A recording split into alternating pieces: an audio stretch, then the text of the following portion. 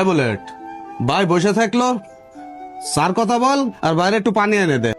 আচ্ছা বস, দিচ্ছি। এই নেন ভাই পানি।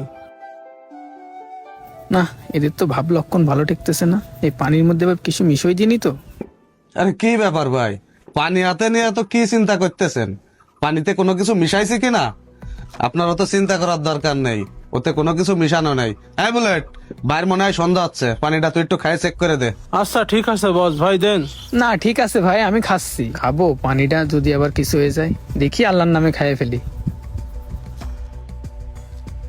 ভাই আমার গাড়িটা কত দূর, একটু খোঁজ নেন না। আরে ভাই খোঁজ নেওয়া লাগবেন না, আপনি চামা খাতে লাগেন চলে আসবেন। ওই দেখেন কতি কতি চলে এসে। বস এই যে চাবি। চাবি আমার কাছে দেয়া লাগবে না, তুই বাইরেতে চাবিটা দে। নেন ভাই। ধন্যবাদ ভাই। আর ভাই আপনি আমার অনেক বড় উপকার করলেন। এই ভাই, আমাদের কয় টাকা বিল হয়েছে একটু বলেন তো? আরে ভাই থামেন তো, কি শুরু করলেন? আপনি আমার এলাকায় এসে বিল দেবেন, এটা কোনো কথা হইলো? আপনি হচ্ছে আমাদের অতিথি। এই বুলেট যা, বাইরে একটা ঠান্ডা এনে দে। এই ভাই থাক ভাই, ঠান্ডার দরকার নেই। আপনারা যত ভালো মনের মানুষ আমি বুঝতে পারিনি। আর আমি মনে মনে আপনাদের না কতই খারাপ ভাবিছি। যাই হোক ভাই, আপনারা কিছু মনে করেন না।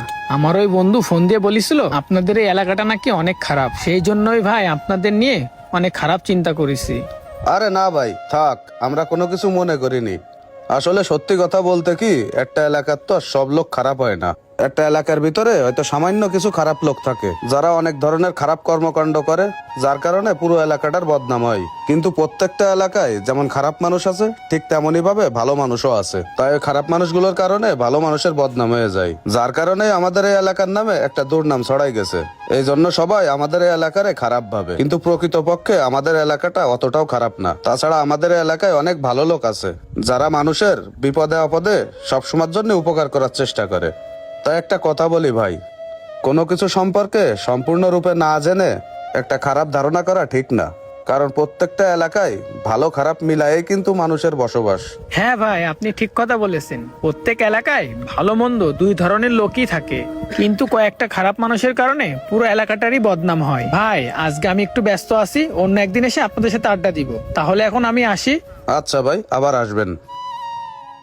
চোখের দেখা এবং মনের ধারণা সবসময় ঠিক নাও হতে পারে, তাই কোনো কিছু সম্পর্কে সঠিকভাবে না জেনে কোনো মন্তব্য করা ঠিক না। ভিডিওটি কেমন হয়েছে অবশ্যই জানাবেন, আর ভালো লাগলে শেয়ার করতে ভুলবেন না।